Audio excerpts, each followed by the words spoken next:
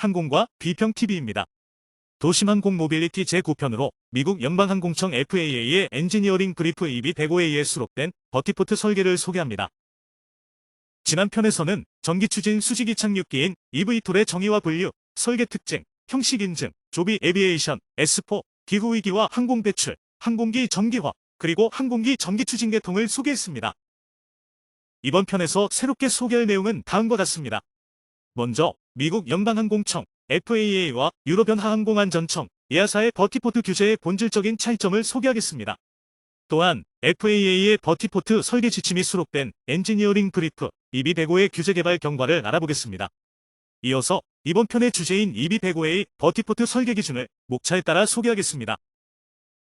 FAA와 EASA의 버티포트 규제 개발 현황을 소개합니다. 먼저 국제민간항공기구 ICAO부터 알아보겠습니다. ICAO 연재 제1편에서 소개했듯이 ICAO는 UN 산하의 국제항공 전문기관입니다. 1944년 이래로 국제민간항공협약에 따라 채약국들은 국제항공 규제를 적용받고 있습니다. 국제민간항공협약에 따라 다음과 같은 글로벌 항공규제 지배구조가 존재합니다. 최상단에 ICAO가 있고 국제민간항공협약을 체결한 193개 채약국이 있습니다.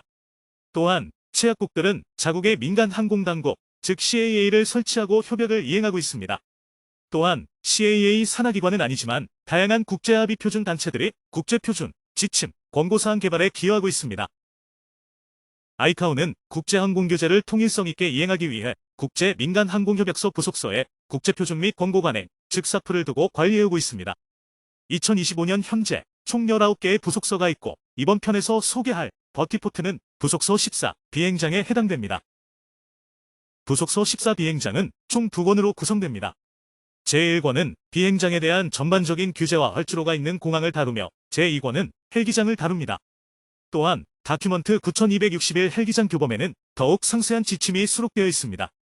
하지만 부속서와 어떠한 다큐먼트에도 버티포트에 관한 사프가 없습니다. 물론 언젠가는 해당 부속서에 버티포트 장절이 신설되겠지만 제정 과정에서 여러 이해관계를 절충해야 하므로 시간이 많이 걸립니다. 그렇다면 채약국의 민간항공당국은 무작정 기다리고만 있어야 할까요? 이런 배경 때문에 미국과 EU와 같은 항공선진국은 버티포트 설계 지침을 먼저 개발하기 시작했습니다. 자국의 설계 지침이 나중에 ICAO 부속서에 많이 채택될수록 자국 항공산업계에 도움이 되는 실익도 있기 때문입니다. 버티포트의 모체가 되는 헬기장 설계 지침부터 비교해 보겠습니다. FAA는 권고해람, 즉 AC 형태로 헬기장 설계 지침을 갖고 있으며 부속서 14를 상대적으로 적게 반영했습니다. 한편 EASA는 FAA 권고해람보다는 더 강제력이 있는 인증규격 CS 형태이며 부속서 14를 충실히 반영했습니다. 유전자에 비유하면 부속서 14의 유전자를 충실히 물려받은 것은 EASA의 인증규격입니다. 미국과 EU 회원국 모두 채약국인데 이런 차이점이 왜 발생했을까요? 그 이유는 누가 먼저 선점했는지 때문입니다. ICAO가 부속서 14의 제2권을 발간할 시점은 1995년이지만 FAA는 1964년에 이미 헬기장 권고회람을 제정한 상태였습니다. 반면 EASA는 헬기장 인증규격을 2009년에 제정해서 부속서 내용을 충실히 반영한 것입니다. 이처럼 헬기장 설계 지침은 국가별 항공규제 확립 시기에 따라 서로 다를 수 있습니다. 참고로 한국의 헬기장 설계 지침은 ICAO 부속서를 많이 따르는 편입니다. FAA는 상업용 틸트로터기가 시장에 출시될 줄 믿고 1991년에 버티포트 설계 지침을 권고회람으로 제정했지만 결국 2010년에 폐지한 전례가 있습니다. 하지만 eVTOL이 등장하자 2022년에 EB105로 버티포트 설계 지침을 제정한 후 2024년에 EB105A로 개정했습니다. 참고로 EB는 엔지니어링 브리프의 약어로서 권고회람에 수록된 공항의 공학 설계 건축에 관한 표준 규격에 대한 추가 정보가 담긴 FAA 문서입니다. 한편 EASA는 2022년에 시제기술 규격 PTS VPT DSN으로 버티포트 설계 지침을 발간했습니다. 그럼 양대 민간항공당국의 버티포트 설계 지침은 차이가 있을까요? 당연히 차이가 있는데 그 이유는 간단합니다. 버티포트 설계 지침을 정할 때 FAA는 헬기장 권고회람을 참고했고 EASA는 헬기장 인증 규격을 참고했기 때문입니다. 이에 따라 부속서 14의 유전자는 FAA 버티포트 설계 지침에는 덜 담기게 되었고 EASA 버티포트 설계 지침에는 넘치도록 담기게 되었습니다. 지금부터는 FAA가 진행해온 EB105의 규제 개발 경과를 알아보겠습니다. 2022년 2월 최초 초안에 도입된 새로운 내용을 살펴보겠습니다. 적용 범위는 버티포트이며 버티스톱도 포함됩니다. 초안에는 복합항공기라는 개념이 도입되었습니다. 9종의 신은 V톨의 성능 및 설계 특성을 통합한 가상의 V톨입니다. 복합항공기는 전기 배터리 구동식 분산 전기 추진이고 추진장치와 배터리팩이 각각 2개 이상입니다. 최대 이륙 중량은 7,000파운드 이하이고 전장과 전폭이 모두 15피트 이하이며 유인 조종으로 시계 비행 규칙 비행을 합니다. 주목할 점은 헬기에서 볼 수 있는 유효 병진 양력 ETL을 무시하고 비지면효과 제자리 비행 호기를 적용한 점입니다. 디자인 V톨은 복합항공기 중 가장 큰 V톨을 말합니다. 통제 치수 CD는 V톨의 수평 투영면에서 가장 바깥쪽 두 지점 사이의 가장 긴 거리를 지칭하며 버티포트 기하 설계의 기준입니다. FAA는 다음과 같은 주제에 대한 추가 연구가 필요하다고 했습니다. 다운워시 아웃워시, 고장 조건 또는 성능 저하, 착륙 정밀도, 상승 구배와 강하 구배, 전 방위각 기상 능력 등입니다. 사실 이런 추가 연구 필요성 때문에 버티포트 설계 지침이 영구적인 권고회람이 아닌 엔지니어링 브리프 형태로 수록되어 있는 것입니다. 유효 병진 양력을 알아보겠습니다. 헬기가 전진 비행과 같은 지향성 비행을 하면 로터 디스크 효율이 향상되는데 이를 병진 양력이라고 부릅니다. 전진 비행을 하면 로터 디스크에 유입되는 풍속이 높아져 난류와 와류가 쓸려 나가면서 기류가 더욱 수평이 되어 병진 양력이 증가합니다. 두 개 그림을 비교해 보겠습니다. 첫째 그림과 같이 대기 속력이 1에서 5노트일 때 로터 디스크에 와류가 재유입되면 기류가 수직에 가까워서 로터 양력이 그리 크지 않습니다. 반면 둘째 그림과 같이 10에서 15노트로 빨라지면 로터 디스크에 재유입되는 와류가 줄어들므로 기류가 수평에 가까워져서 로터 양력이 증강되기 시작합니다. 유효 병진 양력, 즉 ETL은 헬기가 16에서 24노트로 천이 비행하는 동안 겪는 양력 증강 현상입니다. 유효 병진 양력은 12,500파운드가 넘는 수송 헬기장 설계 기준에 이미 반영되어 있는데요. 최종 접근 및 이륙 구역, 즉 페이톨을 출발 방향으로 길쭉한 직사각형으로 설계해주면 수송류 헬기가 천이 비행할 공간이 충분히 페이톨에 포함되어서 유효 병진 양력으로 안전한 이륙이 가능합니다.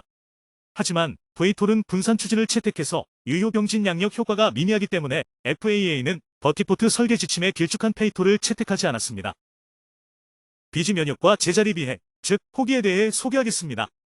헬기가 지표면 가까이 제자리 비행하면 주로터 아래에서 다운워시가 생성되어 지표면을 치고 방사용으로 빠져나가는 아웃워시가 생성되지만 그 중심부에는 빠져나가지 못한 재순환 유동도 존재하는데요. 이런 재순환 유동은 에어쿠션 역할을 해주어서 헬기를 부양해주는 효과를 발휘하며 우리는 이를 지면 효과라고 부릅니다. 지면 효과는 전형적으로 주로터 직경, RD 높이까지 발휘되는 것으로 실험을 통해 밝혀졌습니다. 하지만 분산 추진 방식의 V톨은 헬기에 비해 지면 효과가 작아서 FAA는 호기를 버티포트 설계 지침에 적용했습니다. 2022년 9월 FAA는 EB105를 확정하여 발간했는데 초안 대비 수정사항이 있습니다. 복합항공기 명칭을 기준항공기로 수정했습니다. 이와 함께 최대 이륙 중량도 12,500파운드로 늘렸는데 이는 FAA의 범용항공 헬기장과 수송 헬기장의 구분 기준에 근거합니다. 또한 통제치수 기호를 CD에서 D로 수정하면서 정의도 수정했습니다. 초안의 통제치수는 V톨의 수평 투영면에서 가장 바깥쪽 두 지점 사이의 가장 긴 거리였지만 사실 이 값은 최대값이 아닙니다. 수정된 정의는 V톨 수평 투영면의 최소 외접원이며 이는 이하사의 정의와 일치하여서 양대 민간 항공 당국 간의 상호 조화를 이루게 되었습니다. 이와 함께 장절도 추가되었는데 시각적 활공 경사 표시 장치, VHSI와 투광 조명 등 장애인의 버티포트 접근성 등입니다. 2024년 9월 FAA는 EB105A 개정안을 공개하고 의견 수렴에 들어갔습니다. 개정안에는 여러 제안이 담겨 있었는데요. 적용 범위에 버티패드를 추가하자는 것입니다. 참고로 인프라 규모나 능력에 따라 버티포트, 버티스톱, 버티패드 순서입니다. 기준 항공기의 정의에 3종 엔진의 성능 특성을 추가했습니다. 또한 통제치수, D의 하위 집합으로 추진치수, DP를 신설했는데 모든 추진장치 수평 투영면의 최소 외접원으로 정의됩니다. 예를 들어 조비 S4는 추진기가 날개 끝단에 있어서 D와 DP가 서로 같지만 베타 알리아는 추진기가 안쪽에 있어서 D가 DP보다 큽니다.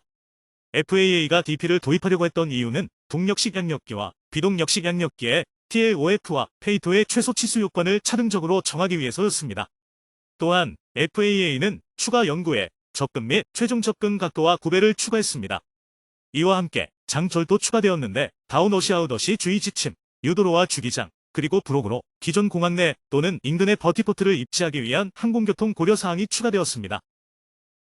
2024년 12월 FAA는 EB105A 개정판을 발간했는데 중요한 수정사항이 많았습니다. 먼저 인프라 분류 측면에서 제목을 버티포트 설계, 헬기장 권고회람에 대한 부가지침으로 개정했습니다. 버티포트를 헬기장의 한 형식으로 삼고 호칭도 버티포트나 버티포트 헬기장이라고 부릅니다. 즉, 헬기장도 요건만 충족하면 버티포트로 사용할 수 있는 길을 열어주었습니다. 이와 함께 기준항공기의 추진기 개수를 3개 이상으로 늘려서 틸트로터기는 제외되었습니다. 기준항공기 정의에서 구종이란 수치를 삭제하고 3종의 대상이 엔진이라는 문구도 삭제했는데 이유는 따로 밝히지 않았습니다. 버티포트 식별기호도 부러진 바퀴 기호에서 기존 헬기장 식별기호 H로 수정했고 이에 더해 TLOF 모서리 안쪽에 VTL 기호를 추가하는 식으로 개정했습니다. 기아의 경우 추진치수 DP 대신 로터 직경 RD로 수정하면서 날개 여부에 따라 기아를 차등화하려던 개정안을 철폐하고 동일한 기아 기준을 적용하기로 했습니다. 추가 연구에 전 방위각 바람 능력이 추가되었습니다. 마지막으로 장절이 더 추가가 되었는데 접근등화, 바람, 전자기파 영향입니다. 지금까지 소개한 EB105의 목차의 변천사를 모아보면 화면과 같습니다. 개정될 때마다 목차가 계속 변하고 늘어나는 모습을 확인할 수 있습니다. 물론 앞으로도 여러 시행착오를 겪으면서 계속 개정되어 언젠가는 영구적인 권고회람으로 승격될 것입니다.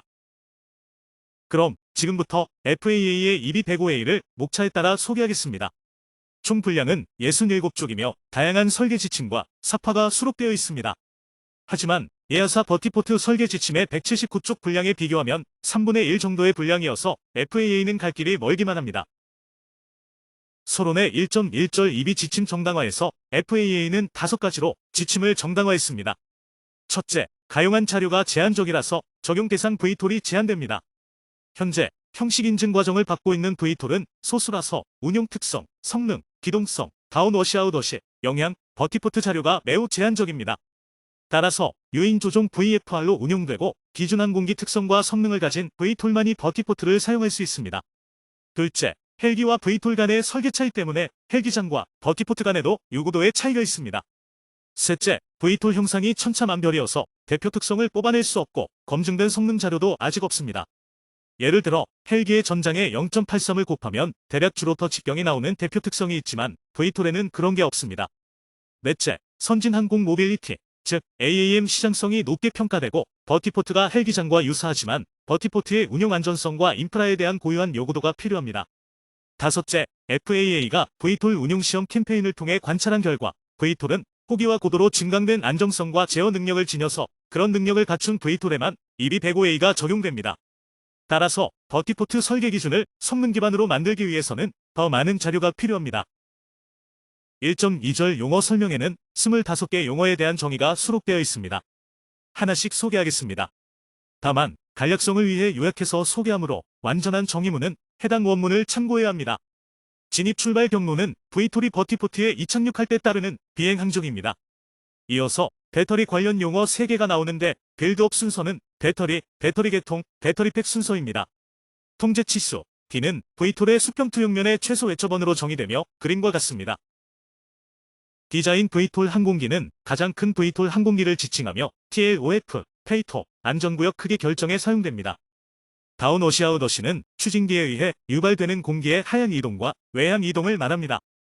다운워시아웃워시 주의구역, 즉 DCA는 초속 15.4m 이상의 다운워시아웃워시가 있는 곳에 지정됩니다. 고가형 버티포트는 TLOF와 페이토가 주변 표면보다 최소 0.8m 위에 있는 버티포트를 지칭합니다. 유효 병진 양력, 즉 ETL은 병진 양력의 현저한 증가입니다. 고정 조건은 양력 또는 추력을 생성하는 항공기의 능력과 비행 단계에 영향을 미치는 결과적인 상태를 초래하는 하나 이상의 고장을 말합니다. 최종 접근 및 이륙구역, 즉 페이토는 제자리 비행 또는 착륙까지 접근하는 최종 단계를 완료하고 이륙을 개시하는 정의된 구역을 말합니다.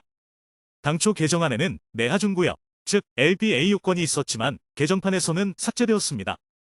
달리 말하면 착륙할 때는 V톨이 버티포트로 접근한 후 페이토 상공에서 제자리 비행하다가 착륙해야 합니다. 이륙할 때는 V톨이 TLOF에서 리프트 오프한 후 페이토 상공에서 제자리 비행하다가 이륙해야 합니다. 두 가지 경우 모두 페이토 경계 내부 상공에서 제자리 비행이 이루어져야 하며 이를 넘어서 안전구역으로 들어가면 주변을 위협하기 때문입니다. 지면 효과는 V톨이 지표면에 근접했을 때 겪는 양력 증강과 같은 성능 개선입니다. 제자리 비행은 바람에 관계없이 고정된 지리적 지점 위에 주어진 고도에서 공중에 떠서 머무는 비행을 말합니다. 비지 면역과 제자리 비행, 즉 호기는 지표면의 편익 없이 제자리 비행을 달성하는 능력입니다. 가상 표면은 파트 77에 정의된 가상의 표면으로서 페이토와 진입 출발 경로를 중심으로 있고 FAA 통지와 평가 대상입니다. 항행장애물은 파트 77에서 제시된 높이 또는 가상 표면보다 더 높은 높이에 있는 고정된 물체 또는 이동형 물체이며 여기에는 주기되어 있는 항공기도 포함됩니다. 동력식 양력기는 파트 1에서 규범된 정의를 그대로 인용했으며 화면을 참고하세요. 기준 항공기는 신흥 항공기의 설계 특성과 현재 개발 중이고 시험에 가용한 3종의 성능 특성을 통합한 V2를 대표합니다. 로터 직경, RD는 끝단부터 끝단까지의 모든 로터들의 가장 긴 길이입니다. 또한 모든 착륙 장치와 표면접 지점도 통합해야 하는데 그 이유는 TAOF의 최소 치수를 RD의 1배수로 정했기 때문입니다. 안전구역은 페이토를 둘러싼 정의된 구역입니다. 병진 양력은 지향성 비행으로 인해 향상된 로터 프로펠러 효율입니다. 접지 및 수지 기륙 구역, TAOF는 항공기가 접지나 수지 기륙, 즉 리프트 오프하는 내하중 구역으로서 일반적으로 포장면입니다. 버티포트는 미국 의회의 FAA 제수권법에 정의되어 있는 법률 용어입니다. 버티포트는 FAA 청장이 확립한 버티포트 설계 표준과 성능 표준이 수용할 수 있는 동력식 양력기 항공기나 여타 항공기의 착륙, 이륙, 유도, 주기, 보관을 지원하기 위해 사용되거나 사용되도록 의도된 육지, 수역, 구조물의 구역입니다. 마지막으로 버티포트 표고는 모든 TAOF들의 가장 높은 표고이며 평균 해면고도 기준입니다. 1.3절 공역 승인 절차 및 조율, 그리고 1.4절 주연지, 역할에 대한 소개는 생략하겠습니다. 그 이유는 미국과 한국은 서로 다른 법 규제와 정치 시스템을 가지고 있기 때문입니다. 1.5절 기준 항공기를 소개합니다. FAA는 세 가지 사항을 강조했는데요. 첫째, 기준 항공기는 많은 신흥 VTOL의 설계 특징과 현재 개발 중인 3종의 성능 특성을 통합한 가상의 VTOL입니다. 기준 항공기는 이비 대고에 필요한 성능 특성과 설계 특성 정보를 제공해주기 위한 용도입니다. 둘째, 신흥 VTOL 모델이 빠르게 진화 중이며 이는 OEM들이 다양한 설계로 인증에 접근 중이기 때문에 그렇습니다. VTOL 항공기도 등급화하면 이착륙구역 설계와 공역 분석에 유용할 것입니다. 하지만 VTOL은 설계 치수 성능 및 운용적 특성이 상당히 다르고 운용 이력도 없으며 가망성 인증도 받지 못해서 당장 등급화하기가 곤란합니다. 다행인 점은 VTOL 시제 기간에 일부 공통된 특성이 발견되어서 기준 항공기에 반영되었고 여기에는 다중추진 계통, 호기 능력, 고도로 증강된 안전성과 제어 능력이 포함됩니다. 셋째, 기준 항공기의 필요성입니다. FAA는 성능 기반 권고회람을 개발하기 위해 사전향산형 항공기의 설계 특성과 성능 능력에 의존 중인데 이런 의존은 신흥 VTOL의 충분한 연구가 이루어질 때까지 계속될 수밖에 없습니다. 따라서 VTOL 특징과 성능 능력을 담아서 기준 항공기를 생성했습니다. FAA는 앞으로도 OEM들과 지속 협력해서 기준 VTOL의 설계 특성, 성능, 운용 조건을 검토할 예정입니다. 지금부터는 제2장 버티포트 설계 및 기하를 소개합니다. 2.1절 개요에는 4가지 사항이 담겨 있습니다. 첫째, 이착륙구역 설계와 기하는 TAOF, 페이토, 안전구역에 대한 최소 치수 요건이며 오른쪽 표와 그림과 같습니다. 최소 치수는 디자인 VTOL의 통제 치수 D 또는 로터 직경 RD를 기준으로 배수로 정하는데요. TAOF는 1RD, 페이토는 2RD, 안전구역은 2.5D입니다. 둘째, FAA는 착륙 정확도 메커니즘과 목표를 개발 중입니다. 개발을 마치면 VTOL 개발자가 착륙 정확도를 실증할 수 있게 되며 이는 선택사항입니다. 착륙 정확도 실증을 마친 VTOL의 경우 그에 맞게 페이토의 치수를 더욱 줄일 수 있습니다. 셋째, 표에 명시된 사이징 요구도는 착륙 정확도를 실증하지 않은 VTOL에만 적용됩니다. 달리 말하면 실증을 통해 착륙 정확도가 높다고 판명된 VTOL은 더 작은 치수를 적용할 수 있습니다. 넷째, 향후의 성능 기반 TAOF 크기의 경우 관찰된 착륙 정밀도를 반영하여 모든 추진기가 내하중 표면 위에 있게 보장할 것입니다. 다만 추가적인 VTOL 운용 시험에 따라 수정될 수도 있습니다. 2.2절 TAOF 지침을 소개합니다. TAOF는 VTOL이 접지 또는 수지 기륙을 수행하는 내하중 구역으로서 페이토 중심에 있고 일반적으로 포장면입니다. 첫째, 위치는 지면층, 고가형 구조물, 옥상층에 있습니다. 둘째, 평평한 지형이나 구조물상에 있어야 합니다. 셋째, 전이표면에 대해 관통물과 장애물이 없어야 합니다. 참고로 개정안에는 진입 출발 표면도 있었지만 개정판에서는 삭제되었습니다. 넷째, 디자인 V톨에 관한 정화중과 동화중에 대한 내화중 요건은 오른쪽 그림과 같은데요. 정화중의 경우 TAOF는 디자인 V톨과 모든 지상 지원 차량의 정화중을 지지해야 하며 이는 항공기 최대 이륙 중량과 같습니다. 동화중의 경우 최대 이륙 중량의 150%를 기준으로 삼고 바퀴식 착륙 장치는 전체에 걸쳐서 스키드식은 단일 접촉 지점에서 작용하는 동화중입니다. 참고로 헬기장 권고회람에 따르면 헬기가 하드 랜딩할 때는 동화중이 0.2초 이내에 발생할 수도 있습니다. 내하중 용량을 정할 때 로터 프로펠러 다운워시 하중을 고려해야 합니다. 참고로 이 항목은 개정안에는 없었지만 개정판에서 신설되었는데 FAA가 EV톨 다운워시 아웃워시 조사 보고서를 통해 V톨의 다운워시 아웃워시가 헬기에 비해 상당히 크다는 사실을 밝혀냈기 때문입니다. 헬기장 권고회람에 따르면 로터 다운워시 하중은 로터 디스크 면적에 걸쳐서 균일하게 분포된 헬기 중량과 근사적으로 같고 건축법 규상의 눈비바람 하중보다 작아서 무시해도 됩니다.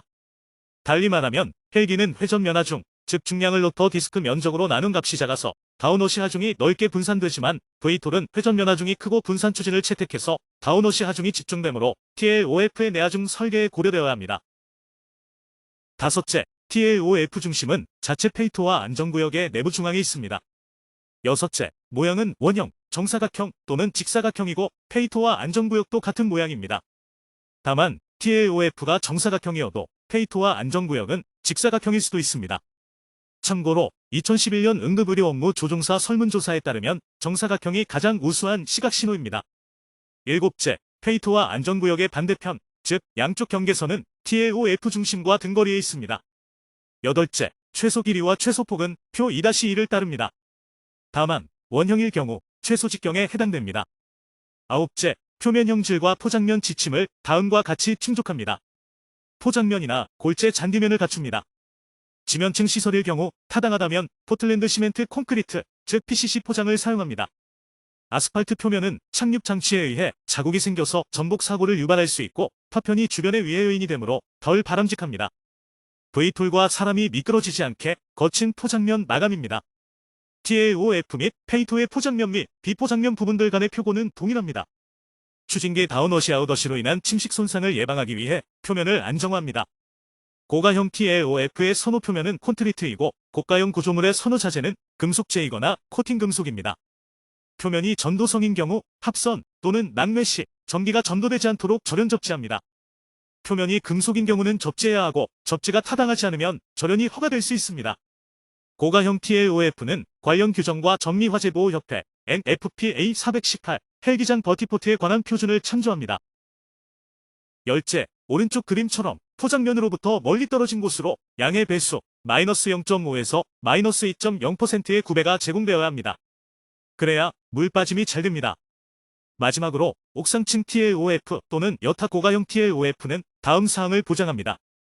페이토와 TAOF는 인접한 안전구역 표고와 같거나 그보다 위에 있습니다.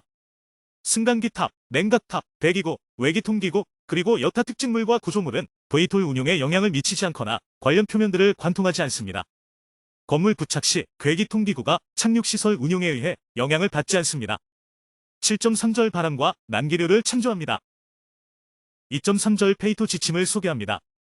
페이토는 V톨이 제자리 비행이나 착륙까지 접근의 최종 단계를 완료하고 그로부터 이륙을 개시하는 정의된 구역입니다. 첫째, 위치는 TAOF와 마찬가지로 지면층, 고가형 구조물, 옥상층에 있습니다. 둘째, 페이토에 대해 관통물이나 장애물이 없어야 합니다. 다만 예외사항은 기능별로 고정된 항행안전시설입니다. 세부 요건은 화면과 관련 권고회람을 참조하세요.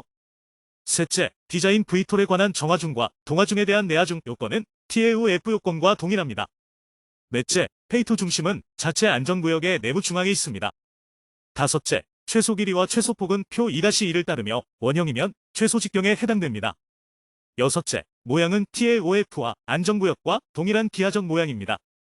일곱째, TAOF, 페이토, 안전구역의 둘레 반대편, 즉 양쪽 경계선 사이 거리가 TAOF의 등거리가 되도록 설계합니다. 여덟째, 페이토의 표면 형질과 포장면 지침은 TAOF 요건과 사실상 동일합니다. 다만 F항만 약간 다른데요. 고가형 페이토의 선호 표면은 콘크리트이지만 표면이 금속인 경우는 합선이나 낙뢰 시 전기가 전도될 위협을 제거할 수 있는 타당한 범위까지 절연과 접지를 해야 합니다. 아홉째, 페이토 표면은 로터 프로펠러 다운워시아웃워시에 의해 유발되는 느슨한 돌과 비산 부스러기를 예방해야 합니다. 열째, 구배의 경우 TLOF 요건과 유사하지만 추가 요건이 있습니다. TLOF 경계부터 3에서 5% 사이로 경사진, 최소 10피트 폭의 신속 유거수 갓길이 있어야 합니다. 또한 V톨 착륙이 예상되는 모든 구역에서 2%가 넘지 않는 음의 구배를 설계해야 합니다. 제11항은 TLOF 경계와 접하는 페이토의 안쪽 가장자리는 TLOF와 동일한 표고이어야 합니다. 달리 말하면 TLOF 경계와 페이토 안쪽 가장자리 간의 단차가 없어야 된다는 뜻입니다. 제12항은 옥상층 페이토 또는 여타 고가형 페이토는 다음 사항을 보장합니다. 페이토와 TLOF는 인접한 안전구역 표고와 같거나 그보다 위에 있습니다. 페이토는 안전구역에서 제거할 수 없는 장애물 높이보다 높게 있습니다.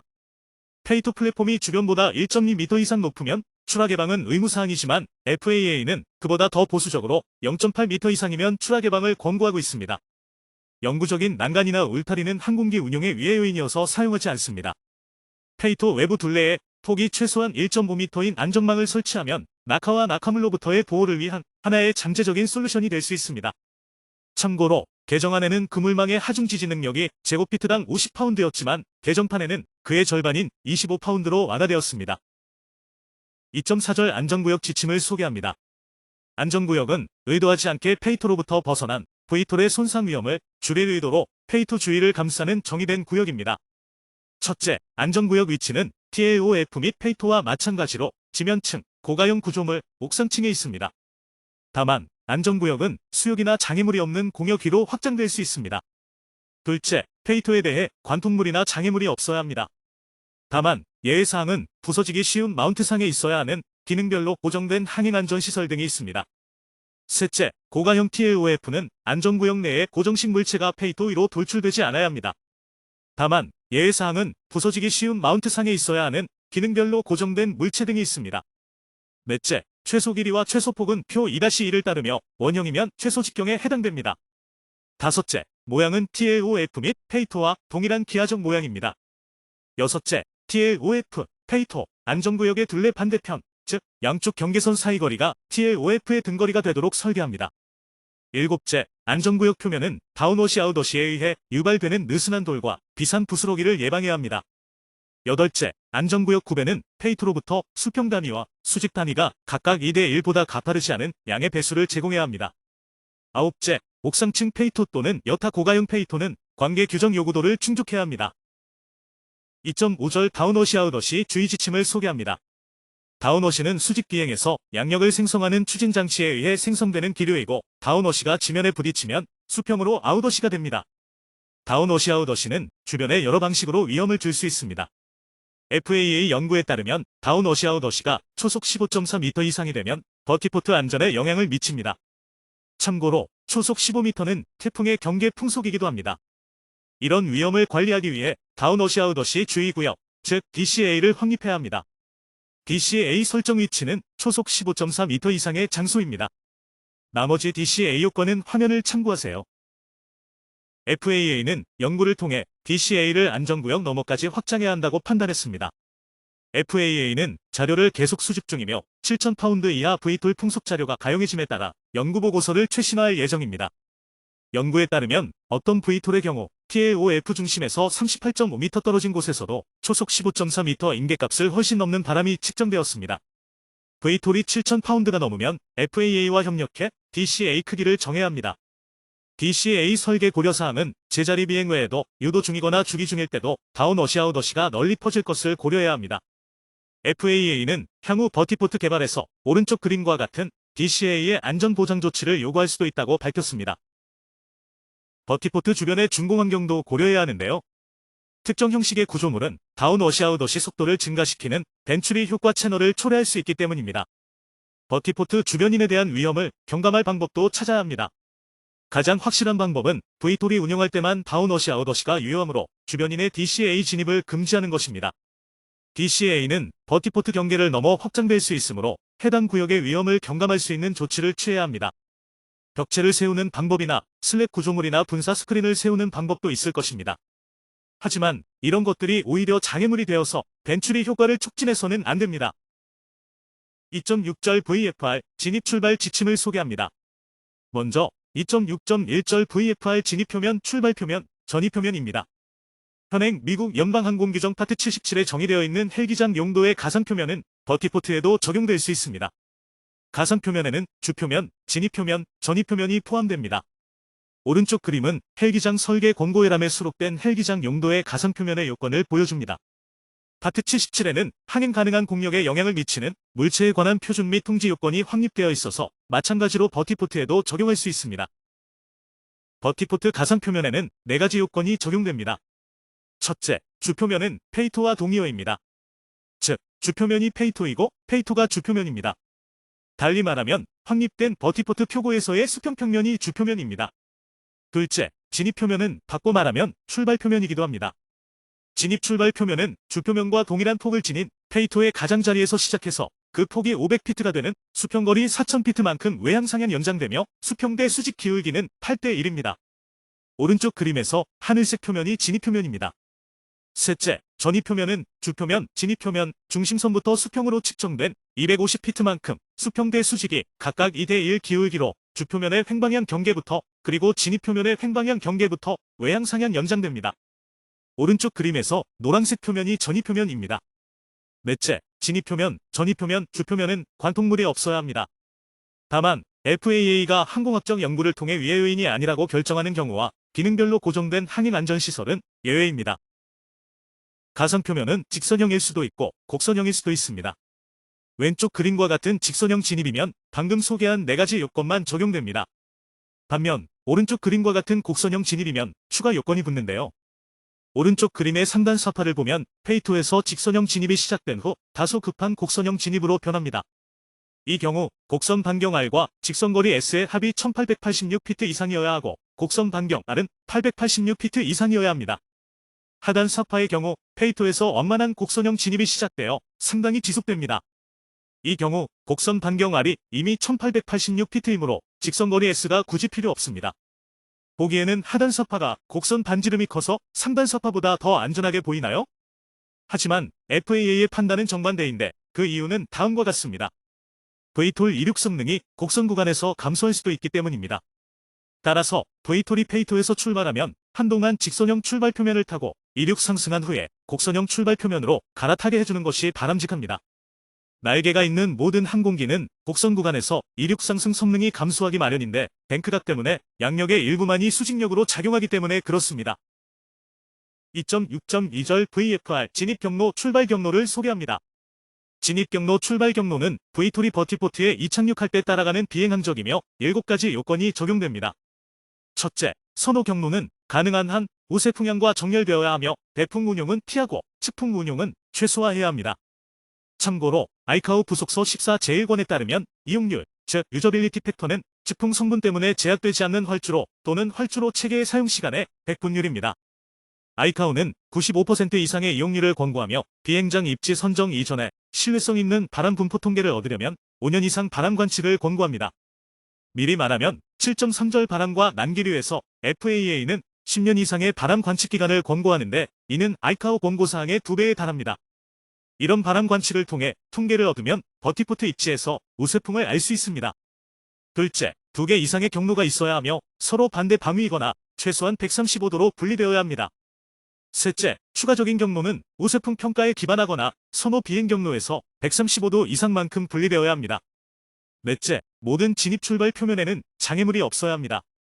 다섯째, 경로 기울기는 8대 1이 보장되어야 합니다. 여섯째, 별도의 버티포트 이착륙 구역이 필요한 경우 사용 중인 활성 활주로를 오가는 진입 출발의 독립적인 버티포트 경로를 설계해야 합니다. 공중 충돌, 즉 미드에어 콜리전을 예방하기 위해서입니다. 일곱째, 곡선형 경로의 경우 FAA는 항공학적 평가를 하지 않고 신규 물체에 관한 항공 지도화에서도 고려되지 않는다는 점을 알아야 합니다. FAA가 애둘러 말했지만 가급적 직선형 경로로 설계하라는 뜻입니다. 3.0절 버티포트 유도로와 주기장을 소개합니다. FAA는 버티포트에서 VTOL 유도와 주기 필요성에 대해 추가 연구가 필요하다고 밝히며 주기장 지침부터 우선 제시하고 추후에 유도로 지침을 추가할 예정입니다. 그래도 당장 버티포트를 설계 구축해야 하는 시장 수요를 고려하여 다음과 같은 임시 지침을 제시했습니다. 지상유도의 경우 공항 설계 권고회람의 유도로 지침에서 그룹 1 항공기에 관한 지침을 준용합니다. 제자리 비행 공중 유도의 경우 헬기장 권고회람의 유도로 지침에서 범용항공 형식에 관한 지침을 준용하면서 2.5절의 DCA를 포함해야 합니다. 참고로 개정안에는 수송유였지만 개정판에서는 범용항공 형식으로 완화되었습니다. 유도 교차로와 주기장의 경우 바퀴식 V톨의 회전 반경을 고려해야 합니다. 주기장 위치의 경우 충전 작업의 안전 화재 경감 조치를 고려해야 하며 5.0절을 참조합니다. FAA가 지상유도 지침으로 간주한 공항 설계 권고회람의 유도로 지침을 좀 더 알아보겠습니다. 왼쪽 표의 비행기 설계 그룹, 즉 ADG 분류표에서 그룹 1은 미익 높이가 6.1m 미만이고 날개 길이가 14.9m 미만인 비행기를 지칭하는데 여기에는 현재 형식 인증 과정을 받고 있는 1세대 eVTOL이 해당됩니다. 또한 유도로 설계 그룹, 즉 TDG도 있는데요. 조종사 눈부터 주바퀴 회전 중심까지 거리를 CMG라고 부르고 주륜 타이어의 가장 바깥쪽 가장자리 간 거리를 MGW라고 부릅니다. 오른쪽 표의 유도로 설계 그룹, 즉 TDG 분류표에서 1A의 경우 CMG가 20피트 이내이고 MGW는 15피트 이내 항공기를 지칭하는데 여기에는 1세대 eVTOL이 해당됩니다. 항공기가 활주로 유도로와 계류장 유도로를 주행할 때 유도로와 유도선의 보호와 분리, 그리고 날개 끝단 간의 이격을 위한 최소 요건은 오른쪽 표와 같습니다. 앞서 소개한 ADG 그룹 1과 TDG 그룹 1A는 가장 작은 그룹이며 이에 맞는 최소 요건이 부과됩니다. FAA가 제자리 비행 공중 유도 지침으로 간주한 헬기장 설계 권고회람의 유도로 지침을 좀 더 알아보겠습니다. 오른쪽 표에는 지면 유도로와 제자리 비행 유도로에 대한 최소 요건이 수록되어 있습니다. 제자리 비행 유도로만 소개하면 다음과 같습니다. 포장면 유도로의 경우 유도로의 폭은 디자인 헬기의 강착 장치 폭의 최소 2배여야 합니다. 고가형 역반사 표시물이 있는 비포장 유도로 또는 유도 경로일 경우 그 폭은 0.83D여야 하지만 35피트를 넘어서면 안됩니다. 오른쪽 아래 그림과 같이 공중 제자리 비행 유도로 주위에 안전구역을 두어야 합니다. 3.1절 버티포트 주기장을 소개합니다. 한 번에 2대 이상의 V톨이 운용되는 버티포트의 경우 여러 대의 V톨이 주기할 수 있게 지정된 구역을 갖춘 시설을 설계해야 합니다. 주기장 크기는 V톨의 대수와 크기에 따라 달라지며 모든 주기 위치가 디자인 V톨을 수용할 필요는 없습니다. 개별 주기장 위치는 V톨 크기와 중량을 수용하도록 설계하고 주기장 간에 불리는 디자인 V톨을 사용하여 결정합니다. 공항 설계 권고회람 또는 헬기장 설계 권고회람을 사용할 경우 디자인 V톨을 사용하여 주기 위치와 유도로 유도선 간의 분리를 결정하거나 주기 위치와 유도로 간의 분리를 결정합니다. 주기구역을 하나의 큰 계류장으로 설계할 경우 가장 가까운 주기 위치를 사용해 분리거리를 결정합니다. 주기장 설계의 다음 9가지 요건을 적용합니다. 첫째, V톨 정하중을 지지하도록 주기 위치를 설계합니다. 둘째, 제자리 비행 공중 유도 운용을 허용하는 주기 위치 크기는 TLOF 크기 이상이어야 하고 TLOF 내하중 요건도 충족해야 합니다. 셋째, 주기구역은 하나의 큰 포장 계류장으로 설계하거나 개별적인 포장된 주기 위치로 설계할 수도 있습니다. 넷째, 바퀴식 V톨 용도의 유도 교차로와 주기 위치를 설계할 때는 V톨 회전 반경을 고려해야 합니다. 다섯째, 접근 표면, 이륙 표면 외부에 항공기 주기구역을 둡니다. 다만 선택사항으로 전이 표면 아래에 항공기 주기구역을 두는 것이 허용됩니다. 여섯째, 주기 위치 크기는 V톨 최대 폭과 최대 길이 또는 투영 다각형의 안전여유를 추가합니다. 안전여유는 최소한 D의 0.28배 또는 항공기와 고정물체 간 최소 3m의 간격 중 큰 값으로 정합니다. 항공기가 지상회전할 수 있는 주기장인 경우 회전에 필요한 추가 공간도 고려합니다. 일곱째, 주기 위치 크기를 정할 때 추가 요인을 고려해야 하고 이 경우 항공기와 고정물체 간의 간격값이 늘어날 수도 있습니다. 여덟째, 지상 지원 장비와 취약한 장비는 사용 후 잘 보관해서 사람이 넘어지거나 항공기에 지장물 위험이 발생하지 않게 예방해야 합니다. 아홉째, 리튬 배터리 사건이 발생했을 때의 소방 대응도 고려해야 합니다. 3.1.1절 보도입니다. 표시되어 있는 출입보도가 있어야 하고 승객보도는 승객이 V톨에 승하차할 때 다양한 위험 노출을 최소화해줍니다. 3.1.2절 계류장치입니다. 함모형 계류장치를 설치하여 상주하거나 체류하는 V톨이 장기 주기와 야간 주기를 하도록 해줍니다. 계류장치는 걸려 넘어지지 않도록 밝고 대비되는 도장으로 강조 표시합니다. 계류장치 항몰부의 직경은 최소 V톨의 착륙바퀴 폭의 절반 이하여야 합니다. 고정장치 위치는 항공기 형상에 따라 다릅니다. 4.0절 표지, 등화 및 시각지원 시설을 소개합니다. 신규 버티포트 또는 버티포트로 개조되는 헬기장에 적용됩니다. 4.1절은 표지, 등화 및 시각지원 시설에 대한 일반 사항입니다. 첫째, 도장 또는 사전 성형 재료로 TLOF와 페이토를 정의합니다. 둘째, 반사 도장과 역반사 표시물은 선택사항이며 과도한 반사제를 사용하면 조종사의 눈을 멀게 할 수도 있으니 주의해야 합니다. 셋째, 표지와 선의 윤곽을 주어 시인성을 향상시키는 것은 선택사항입니다. 넷째, TLOF의 둘레는 305mm 폭의 백색 실선으로 표지합니다. 다섯째, TLOF 크기 중 양한 개박스는 단단한 표면에 TLOF에 포함시키고 잔디 표면 TLOF에서는 선택사항입니다. 여섯째, 페이토 둘레는 길이 1.5m, 종단간 분리 1.5에서 1.8m, 폭 305mm의 백색 점선으로 표지합니다. 일곱째, 접지 위치자 비원, 즉 TDPC 표지는 조종사가 TLOF 내에서 특정 위치에 접지할 수 있도록 유도를 제공해주며 선택사항입니다. 여덟째, TDPC의 내경은 RD의 절반이고 선의 폭은 0.5m이며 황색 원으로 TLOF 중앙에 표지합니다. 4.2절 식별 기호를 소개합니다. 개정판에서 그동안 FAA가 내세웠던 부러진 바퀴 기호를 철회하고 대신 현행 헬기장 식별 기호 H자에 더하여 버티포트 식별 표지로 VTL 문자를 제시했습니다. FAA는 헬기장과 버티포트를 이원화해온 그간의 정책을 철회하고 헬기장에도 버티포트 표지를 두면 버티포트로 식별될 수 있게 했습니다. 다음 세 가지 사항을 적용합니다. 첫째, H자 위치는 TLOF 중앙에 두고 주된 선호 진입 출발 경로 축에 맞춥니다. 둘째, 선호 진입 출발 방향을 구별하기 위해 선택사항으로 H자의 밑줄을 그을 수 있는데 1피트 폭의 발을 H자의 2피트 아래에 H자 폭만큼 둡니다. 셋째, VTL 문자를 표지로 사용해 버티포트 시설임을 알릴 수 있습니다. 4.3절 TLOF 크기 중량 1개 박스를 소개합니다. 이 박스는 버티포트가 수용하는 디자인 V톨의 통제 치수, 즉 최대 길이 또는 최대 폭, 그리고 최대 이륙 중량을 알려줍니다. 다음 6가지를 적용합니다. 첫째, 문자 RD와 버티포트가 수용하는 디자인 V톨 중량은 선호 진입 방향에서 바라볼 때 직사각형 TLOF의 하단 우측 모서리에 두거나 원형 TLOF의 기호 우측편에 둡니다. 둘째, 숫자는 백색 배경의 흑색입니다. 셋째, 상단 숫자는 최대 이륙 중량이며 1000파운드 단위입니다. 넷째, 하단 숫자는 통제 치수이며 피트 단위입니다. 다섯째, 중량 한계가 없는 TLOF의 경우 대각선으로 표지합니다. 4.4절 비행경로 정렬 선택적 표지와 등화를 소개합니다. 비행경로 정렬 유도는 가용한 진입 출발 비행경로 방향을 지시해주며 표지와 등화가 포함되며 선택사항입니다. 다음 7가지를 적용합니다. 첫째부터 셋째까지 화살표 축과 화살촉 크기는 해당 요건을 따르며 색상은 표면 배경 색상의 우수한 대비를 제공해야 합니다. 넷째와 다섯째, TLOF 중심을 가리키는 화살표는 진입 방향이고 반대 방향은 출발 방향입니다. 여섯째, 노면 내리평 비행경로 정렬 등화가 권고됩니다. 고가형 등화도 가능하지만 TLOF 등화와 상충되면 비행경로 정렬 등화 기구를 없애야 합니다. 일곱째, 비행경로가 단방향이면 화살촉은 1개만 두고 양방향이면 2개를 둡니다. 4.5절 등화를 소개합니다. 야간 운용 버티포트에서 등화는 필수적입니다. 등화는 조종사가 버티포트 위치를 확증하고 운용구역 둘레를 식별하도록 해줍니다. 선호 등화는 노면 내리평입니다. 이어서 4.5.1절 일반 사항입니다. 표면층 버티포트 경계 등화에 대한 추가 지침은 그림 4-6과 같습니다. 고가형 버티포트 등화에 대한 추가 지침은 그림 4-7과 4-8과 같습니다. 등화에는 6가지 일반 요건이 있습니다.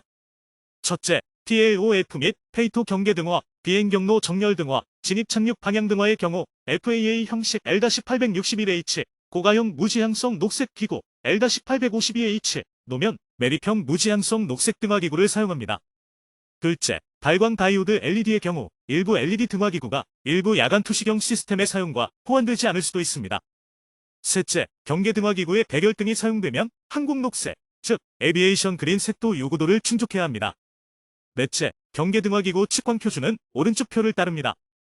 해당 표는 경계 등화 강도와 분포이며 접근각이 0도에서 15도까지는 최소 10칸델 또는 최소 평균 강도가 15칸델이고 16도에서 90도까지는 5칸델입니다.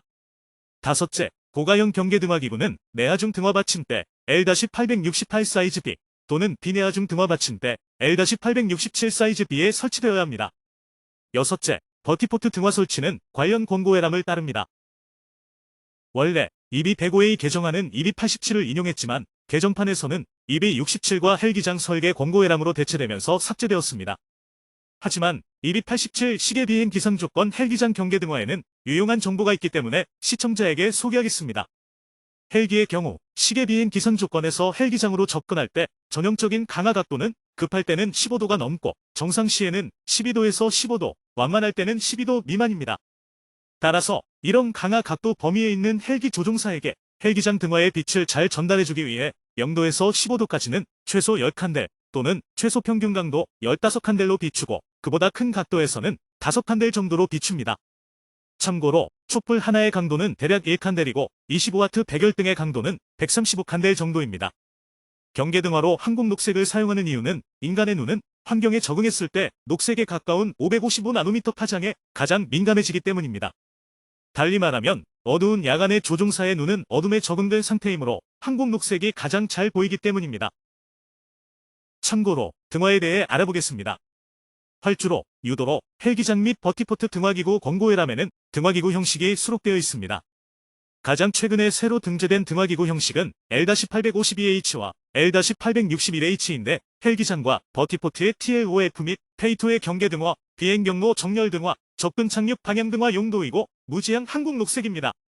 여기서 L-852H는 노면 메리평 등화이고 L-861H는 고가형 등화입니다. 4.5.2절 TLOF와 페이토의 노면 메리평 경계등화를 소개합니다. 다음 9가지를 적용합니다. 첫째, TLOF 경계등화는 한국 녹색이고 고가형 등화 L-861H 또는 노면 메리평 L-852H를 사용하며 LED 버전인 경우 관련 지침을 따릅니다. 둘째, 정사각형 TLOF의 경우 각 모서리에 등화가 있고 각 측면에는 균등 간격으로 5개 이상의 등화가 있으며 이들 간격은 7.6m 이하이고 진입 중심선을 따라 등화가 있습니다. 셋째, 원형 TLOF인 경우는 짝수의 등화이고 균등한 간격으로 최소 8개의 등화가 있습니다. 넷째, TLOF 등화는 경계선 내부에 0.3m 이내에 있습니다. 다섯째, 페이토 경계등화는 선택사항입니다. 여섯째, 페이토 경계등화를 설치할 경우 TLOF 경계등화와 마찬가지입니다. 일곱째, 정사각형 페이토의 경우도 정사각형 TLOF 경계등화와 마찬가지입니다. 여덟째, 원형 페이토의 경우도 원형 TLOF 경계등화와 마찬가지입니다.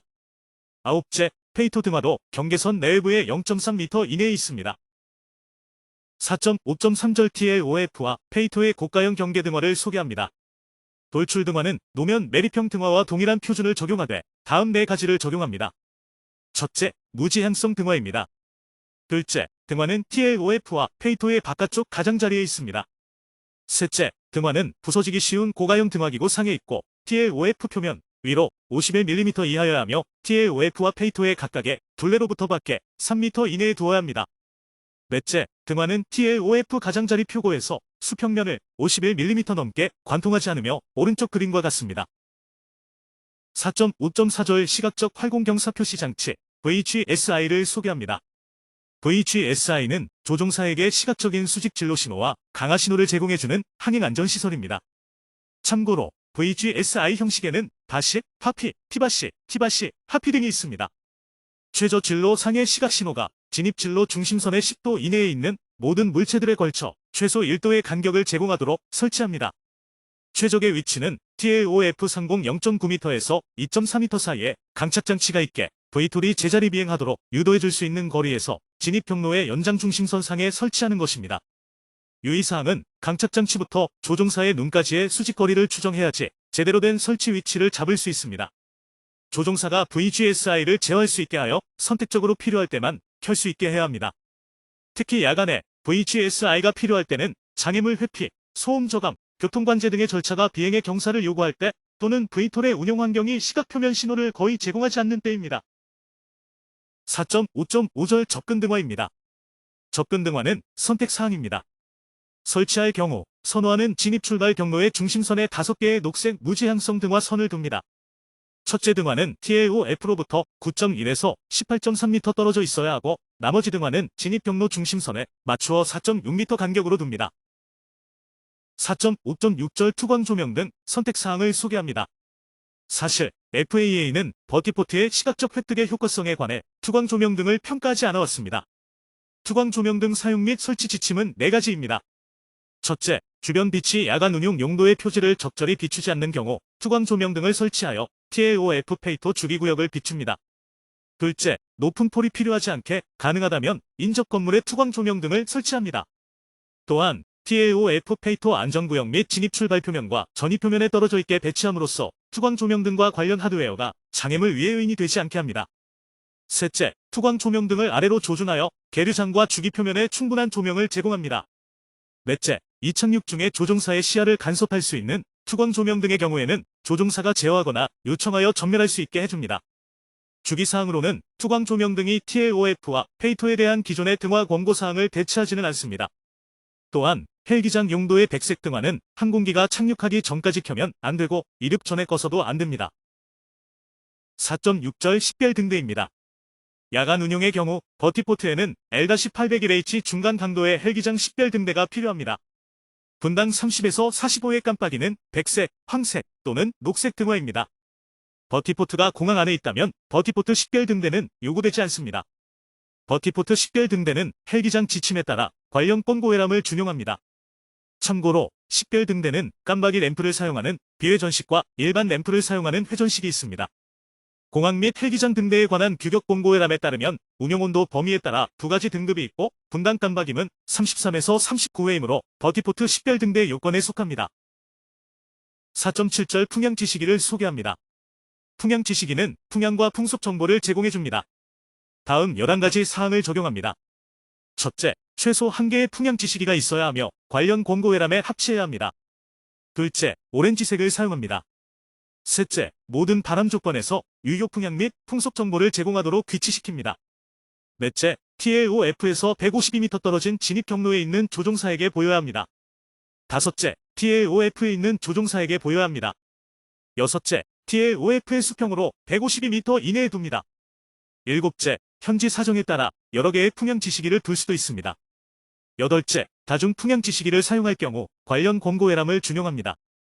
아홉째, 안전구역 외부에 두며 진입 출발 표면과 전입 표면을 관통해서는 안 됩니다. 열째, 설치 세부 사항은 관련 권고회람을 따릅니다. 마지막으로 야간 운용에서는 풍향 지시기 내부나 외부의 조명을 비추어야 합니다. 풍향 지시기에 대해 좀 더 알아보겠습니다.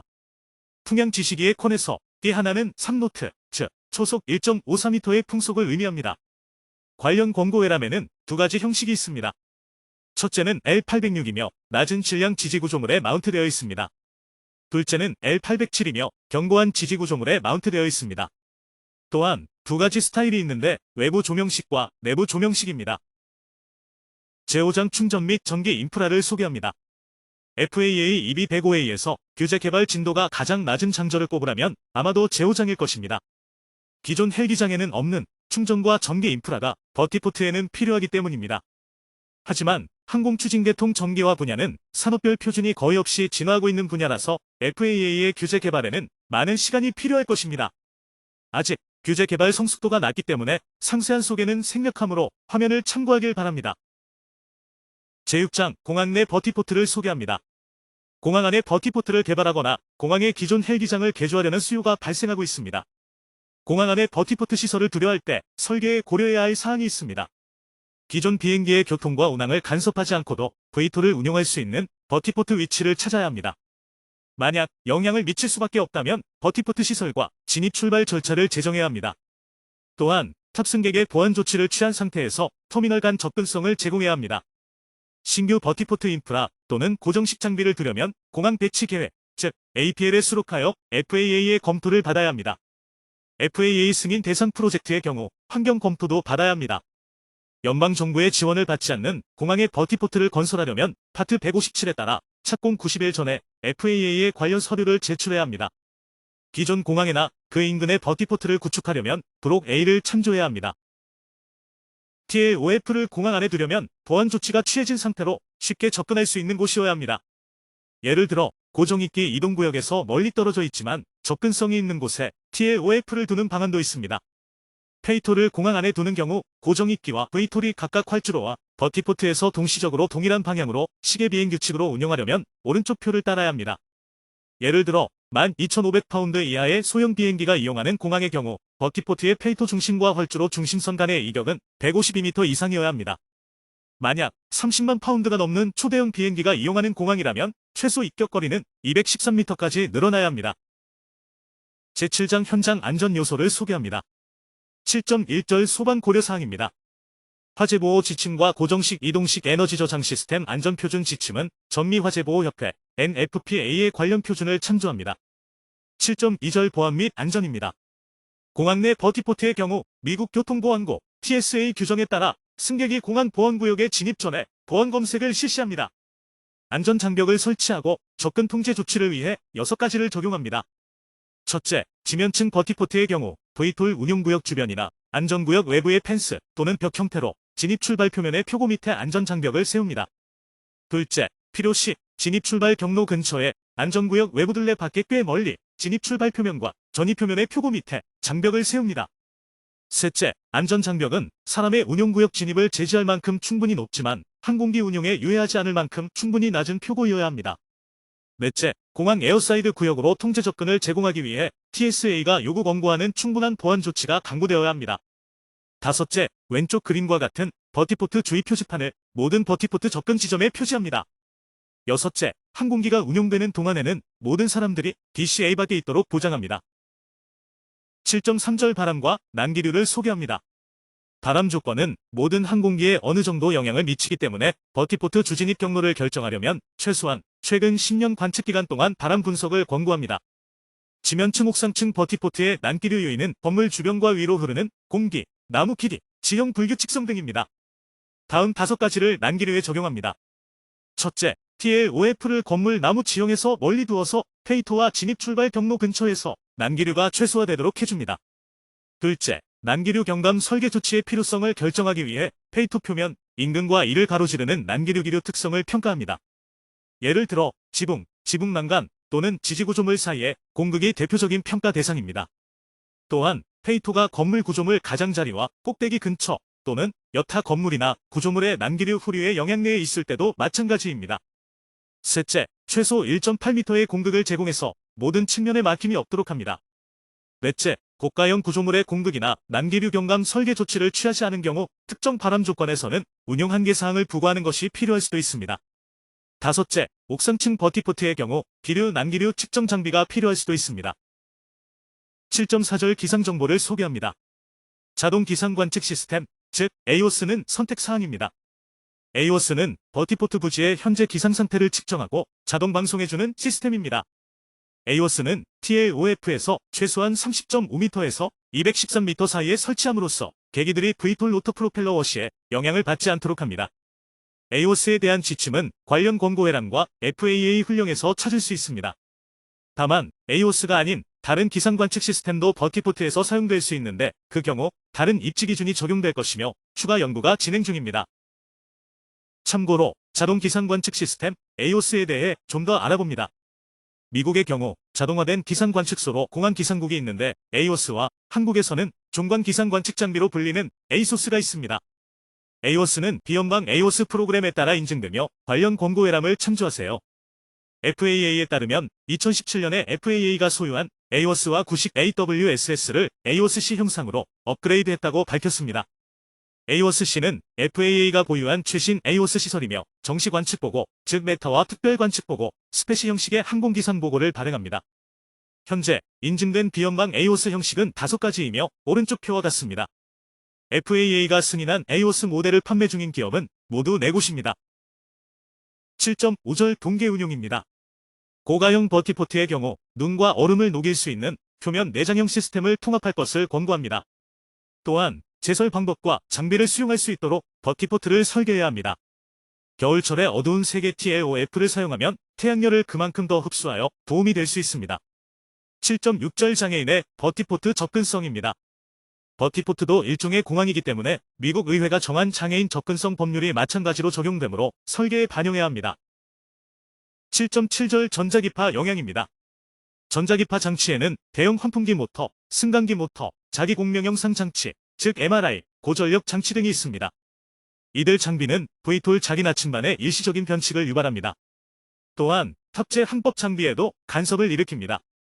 이뿐만 아니라 버티포트 표면 밑에 내장된 철근, 철 소재나 강철 소재 물체 등도 V톨의 항법 계기에 간섭을 일으킵니다.